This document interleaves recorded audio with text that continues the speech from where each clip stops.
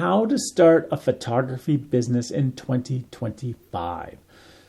Now, I hear a lot of people that want to get into the photography business, whether they want to just start it as a part-time business or they want to start it as a full-time business.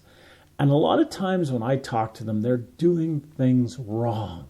So in this video, we're going to give you 5 ideas, probably an extra one, that will help you start a photography business that you'll be proud of, that won't cause you stress, that you'll be able to make some good money at, and that, well, it'll save you by following these tips a lot of the headaches and hassles that other people are struggling with. But first of all, who am I? My name is Mike Patterson, and I have been a professional, award-winning, full-time photographer for over 40 years. Yes, 40 years. I know I only look 25, but hey, I have done this as my full-time income for those 40 years. Whether it was taking pictures, whether it was selling my prints, whether it was with my new photo lab, printing for other photographers. I've been in the photography industry and I love photography. And I love to share with you ways that you can get more success, more enjoyment from your photography. But before we get started, I ask, please click on the like button down below, click on the subscribe button, a little bell notification, and let's get into it.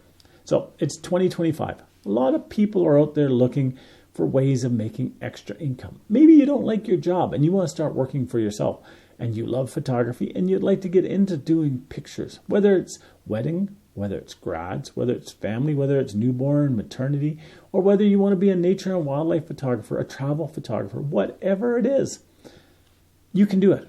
You really can do it, but you need some stuff to get you started on the right foot. And the first thing, the big thing that I see, the number one thing that I tell people, figure out what your niche is. Figure out where you're going to work. Figure out the area you want to work in before you start marketing in different areas. I see this all the time. It's like the machine gun approach to taking pictures. Well, today I'm shooting this, tomorrow I'll shoot this. Now, I'm not saying you can't shoot in different areas because I've done it. I started in nature and wildlife photography. Then I moved into wedding photography. Then I moved into doing families commercial. I'm not saying you can't. You can, but figure out the niche that you are targeting.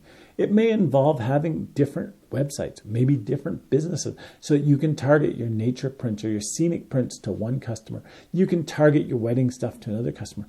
But know your areas. I'm a big advocate, a huge advocate on getting paper and writing down notes, what you want to do, how you want to do it. Do you want to shoot 52 weddings a year? Or maybe you want to shoot 5 weddings a year. Do you want to shoot family pictures? Do you want to shoot newborn pictures? Write down the areas that interest you, how you want to do it, how busy you want to be, and figure out your prices as well in those areas. Stop jumping around people. It just doesn't look good when today you're doing this, tomorrow you're doing that. I've had people come to me that were amazing wedding photographers. They shut down their wedding business and started doing newborn photography. Just was able to get that built up, and then they decided they didn't like newborn photography. They were going to do maternity photography instead. And they had to start the business up all over again. So figure out the niche that you want to work in and get started on the right foot. All right, number 2. Get the equipment that you need. Now, if you've watched any of my videos, you know I'm not a fan for going out and spending money for the sake of spending money. I think that sucks, and I think it's stupid. You may have to rent some equipment, but figure out ahead of time what equipment you need for the different areas. Figure out what you're going to have to buy, what you can rent, and get the right equipment now. Perfect example. Just before Christmas, I had a person come in to ask me to print a picture. Now, they're a good photographer. They really are. They were doing family pictures. No problem. Unfortunately, it was a really nasty weekend when they had to shoot a family picture. They told the family, no problem, we'll just shoot inside. Well, there was a problem.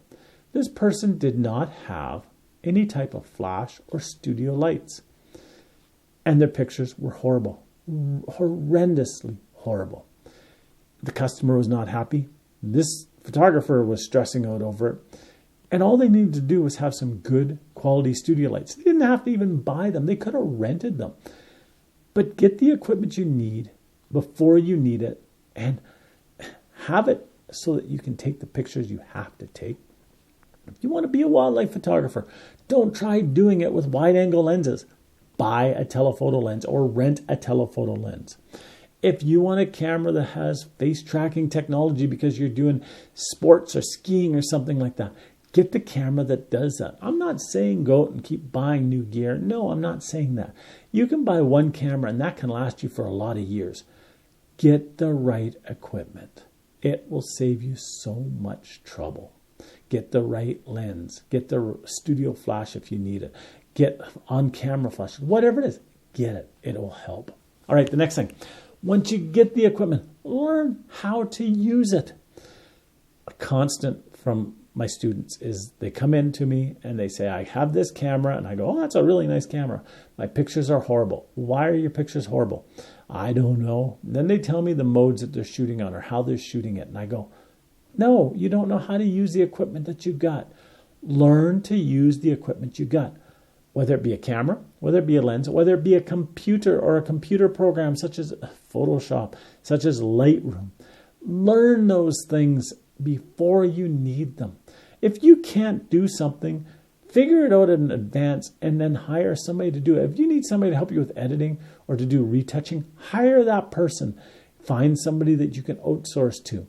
If you need to rent equipment, if you need to do all those sorts of things, get to know the equipment and then rent it when you need it. But get to know the equipment in advance. Don't rent it the day of a wedding and then not know how to use it. Learn to use the equipment that you got. It'll make so much more, better pictures, and it'll give you so much less stress. All right, the next thing.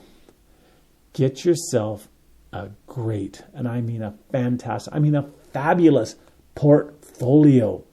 Stop showing garbage. Stop showing pictures that people are not going to want to buy. They're not going to want to book you if the pictures are out of focus, if the colors are horrible. Get a great portfolio. Now, when you're getting a portfolio, be careful. Be very, very, very careful. If you're taking a portfolio picture for a wedding and it takes you 2.5 days to take that one picture, be realistic that you're not going to do this at every wedding that you do because it takes too long to set it up. Be realistic in your portfolio pictures.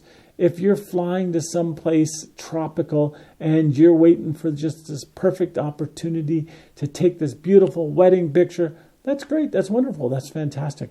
But if you're marketing it in, Southern Alberta, Canada, where I'm at, and it's the middle of winter, don't show tropical pictures and tell people you'll get them that tropical look if they're getting married in February. Be realistic. No, show the great pictures. Show that you do travel weddings. Show that you do location this and that. But be realistic of what you're showing to people. Please start showing on a honest footing. Start being on an honest footing for what you're showing to people so that they know what to expect and that you can do actually what you're showing them. All right, the next thing. Get yourself an online presence, but not just on social media. Get yourself a smoking hot website. Now, whether you design it yourself or whether you pay somebody for designing it, it doesn't make any difference. But don't use these free sites because all they're doing is putting ads on your page. All they're doing is trying to market to your customers in one way or another. Get your own URL, get your own hosting package, and get it looking professional so that when people click on your images, they want to see it. Now, I hate just having a social media presence. And I tell all my students, I tell all my customers, I tell anyone who listens, social media is great, but you need more than social media. Why? Social media will show your picture to somebody today, and then it disappears and they can't find it again. Whereas if you have a website, people can find you by linking to you, by bookmarking it or whatever. But social media is just so hit and miss. Have Facebook, have Instagram, have TikTok or Twitter, X now. Have a YouTube channel if you want to show your videos in. Whatever it is, have that, but have yourself a great website. Little bonus one here as well. Get yourself real business cards so you can hand out. Constantly, I see people that say, just Google my name. Well, what was your name? I forgot your name. Hand out business cards, hand out little flyers to people. Photographer that just shut down recently in Western Canada here contacted me and asked me if I wanted to buy some equipment. We got chatting and everything. And it came out that they got no calls. And I said, well, didn't you go out and visit people? Oh, I covered all this and I did this and I went to Banff and Jasper and I marketed myself and everything, but I got no return phone calls. And I said, oh, well, what's your photography business name? So they gave me their business name. Well, I Googled it. There was no online presence. There was no way of getting in touch with them online. And I looked at their site and said, well, no wonder they're going out of business because they have nothing for people to contact them. So give out cards, give out flyers, have a good online presence, get yourself marketed, get the SEO up on it so that people can actually find you and get to you. And the bonus one that I always give out, and this is a big one, and I tell people this constantly. Give your clients what they're looking for. They are your clients. There's a saying that goes, the client is always right. Well, that's not true. The client's not always right. But if a customer is coming in and wants a certain type of photography, tell them that you're going to do that type of photography, offer that type of photography, or don't sign the customer. Give the customer what they want. When you give the customer what they want, they recommend you to other people. When they're happy with you, they recommend you to other people. But if you're giving them stuff that they don't want, or you're just not offering stuff that they're interested in, they're not going to book you. If you're giving them pictures that they're not happy with, they're not going to recommend you to anybody else. Here's a couple examples. A number of years ago, a photographer locally did some amazing, amazing wedding stuff. They were really busy. They decided to change their look completely. Unfortunately, they never told their customers that they were changing their look. The next year came, the next year went, and the following year came and they were out of business. Why? Because people hated the new look so much. They wanted the old look, and they did not want the new look, and they wouldn't recommend them. They complained about them, and they got no business. So offer the customers what they want. If the customers want black and white prints, offer them black and white prints. But if they're expecting color pictures, don't give them black and white pictures because they want color. You can give them some. That's not a big deal. You can give them super saturated, desaturated, whatever you're looking at, contrasty, or using filter packs or whatever. But if the customer's expecting a good quality color photo, that's what they want, so give it to them. Likewise, you nature and wildlife photographers. This happened a number of years ago. I had a picture. Group saw it. They came to me and they wanted to buy the image. They wanted to buy exclusive rights to the image. Gave them my price. They left. They talked it over. They came back and they said, we can't afford that price. No, I wasn't going to give them the rights to this image for any less money than what I had offered it to them. Why? Because it's my image and I want to have rights to use it and to sell it and so on and so forth. And just to give it to them and have them have exclusive rights, well, wasn't worth it. So I told them, no, I'm not reducing my price. They were happy. They left. A couple weeks later, they came back and they said, we really want that picture. Would you mind if we split the cost with another group? I said, I don't care. You're buying exclusive rights.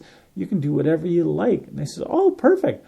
So they sent me a check, and within 2 days, I had their part of the payment. Within a couple of weeks, the other group sent me their check. I sent them the file.